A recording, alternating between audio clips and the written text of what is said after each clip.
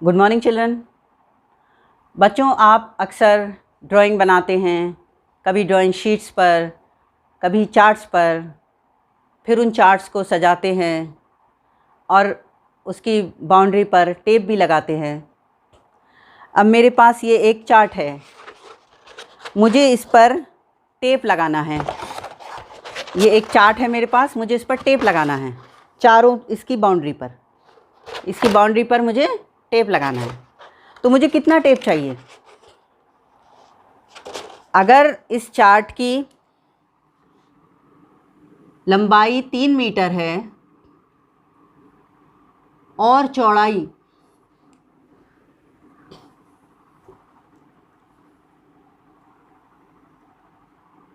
2 metre है, तो कितना टेप मुझे चाहिए? तो हम देख सकते हैं 3 मीटर, इसको ऐसे करके ऐसे लगाएंगे, फिर 2 मीटर लगाएंगे, फिर 3 मीटर लगाएंगे, फिर 2 मीटर लगाएंगे, यानी हमारा हो जाएगा 3 + 2 प्लस इधर की तरफ 3 + 2, ये हो गया 10 मीटर हमें चार्ट के बाउंड्री पे टेप लगाने के लिए चाहिए।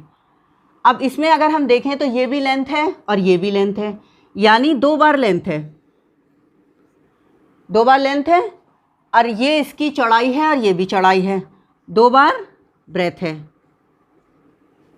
और इसको हम, जो इसकी चारों साइड का सम है, इसको हम पेरीमीटर या परिमाप कहते हैं।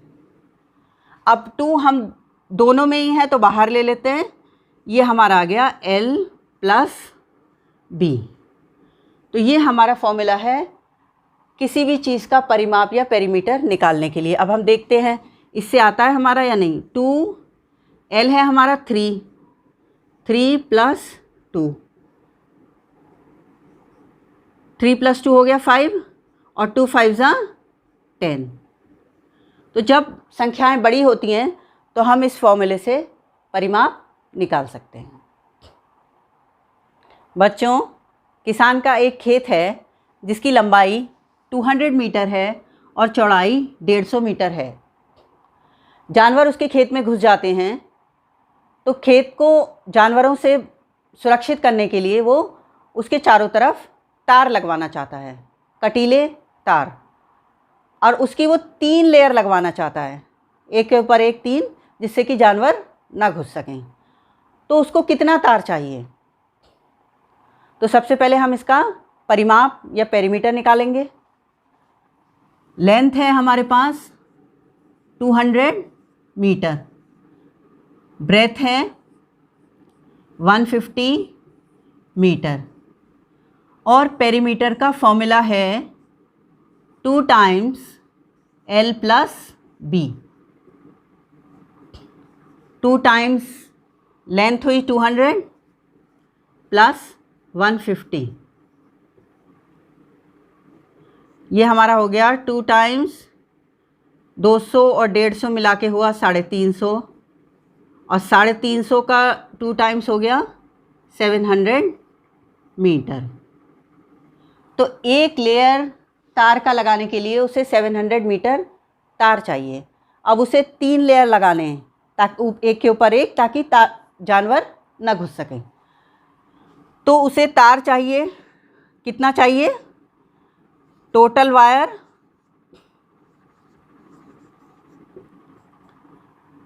3 × 700, 7 3 21 और 2 0, 2100 मीटर तार उसको चाहिए अपने खेत को जानवरों से बचाने के लिए।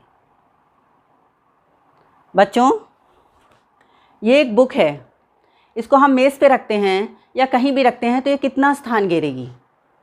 हम यहाँ पे ये देखते हैं कि ये कितना स्थान घेरेगी मेज़ पे जब रखेंगे।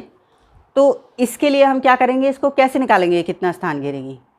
इसके लिए हमें इसकी लंबाई लेनी पड़ेगी और चौड़ाई लेनी पड़ेगी, और एरिया निकालना पड़ेगा, लंबाई गुणा चौड़ाई। एरिया या क्षेत्रफल को समझने के लिए हम एक एक्टिविटी करते हैं। एरिया या क्षेत्रफल मतलब कितना स्थान मान लो इस रेक्टेंगल ने घेरा हुआ है, या कोई खेत है या आंगन है, तो कितना स्थान उसने घेरा है या कितनी ज़मीन उसके अंदर है।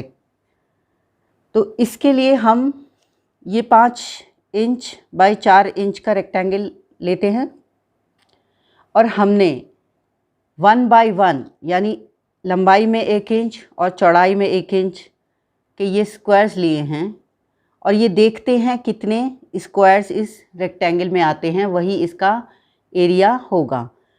कि कोई आंगन है तो उसमें टाइल्स बिछेंगी या किसी प्लॉट का एरिया निकालना है तो वो उसके लिए देखते हैं कि इस रेक्टेंगल 5 बाय 4 में कितने स्क्वायर्स आते हैं।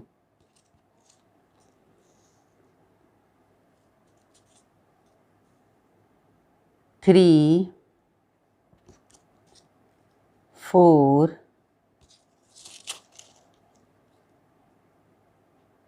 5 6 7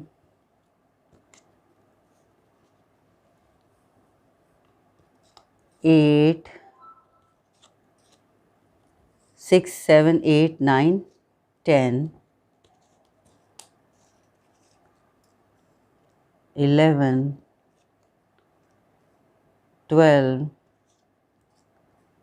13 14 15 16 17 18 19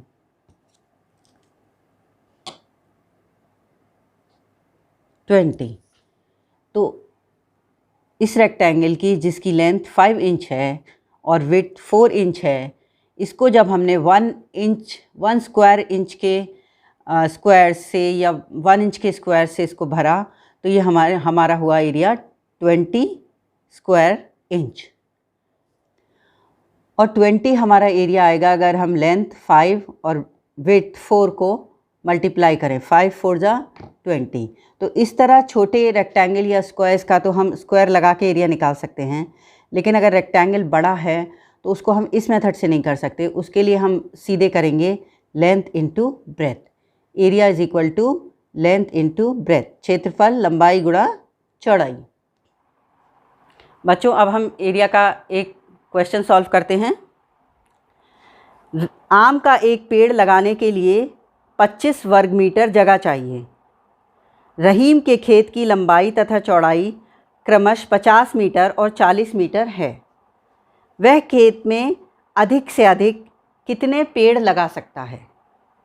तो खेत है ये रहीम का, इसकी लंबाई है 50 मीटर और चौड़ाई है 40 मीटर। तो पहले हम इसका एरिया निकालेंगे। तो खेत की लंबाई 50 मीटर और चौड़ाई खेत की 40 मीटर।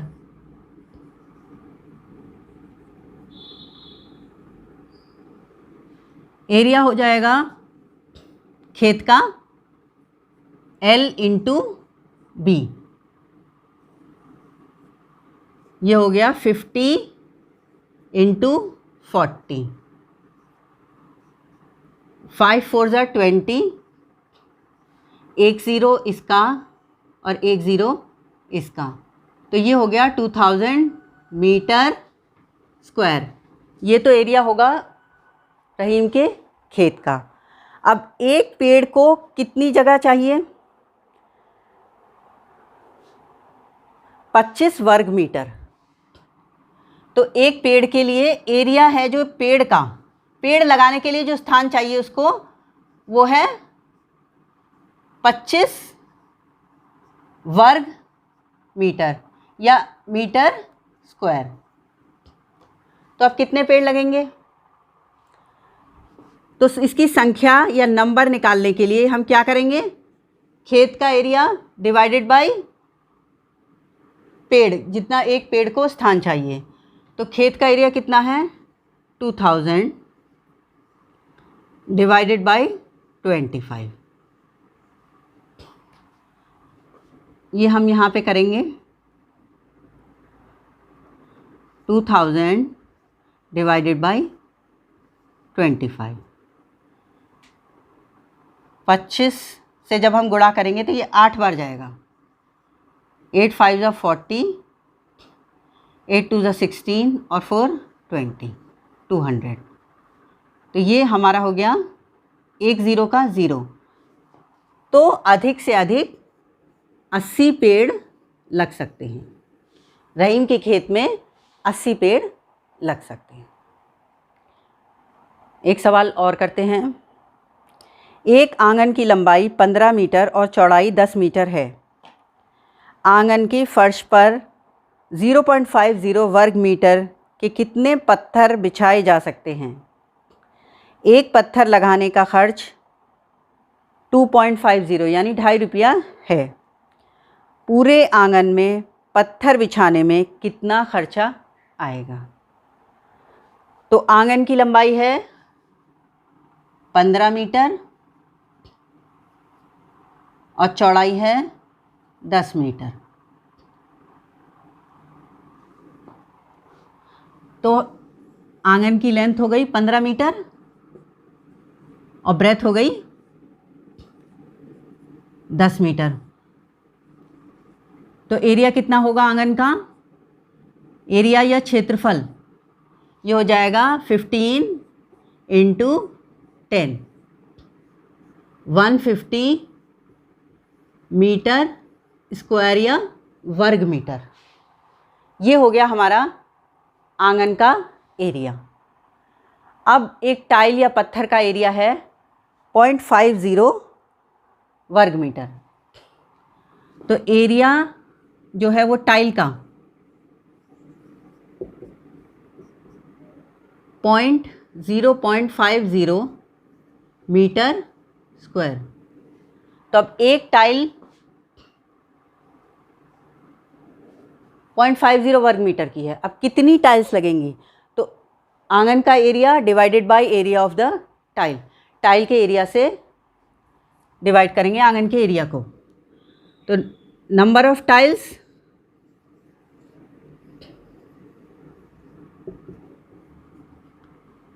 150 जो आंगन का एरिया है अपॉन 0.50। तो ये हो गया हमारा। यहाँ से पॉइंट हटाने के लिए हम ऊपर 2 0 लगाएंगे। 2 प्लेस ये डेसिमल राइट में जाएगा तो 15000 अपॉन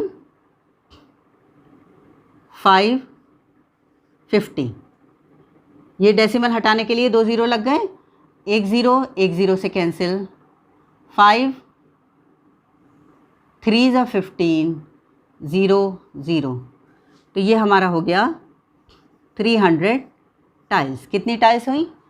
300 टाइल लगेंगी। अब कॉस्ट जो है वो एक टाइल की कितनी है? एक टाइल की कॉस्ट है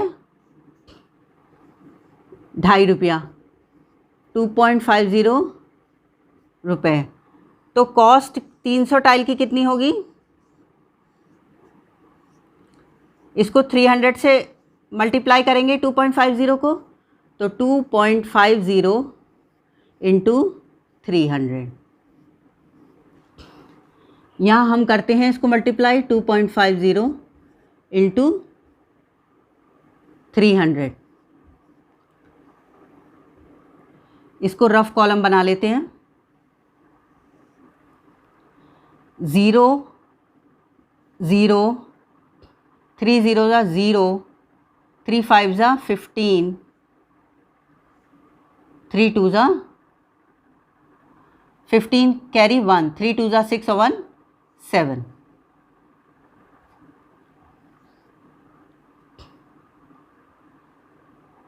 अब पॉइंट के बाद 2 डिजिट्स हैं तो राइट से 2 डिजिट्स के बाद हम पॉइंट लगा देंगे। तो ये हमारे आ गए 750 रुपये। आंगन में पत्थर या टाइल्स लगाने में 750 रुपये खर्च होंगे।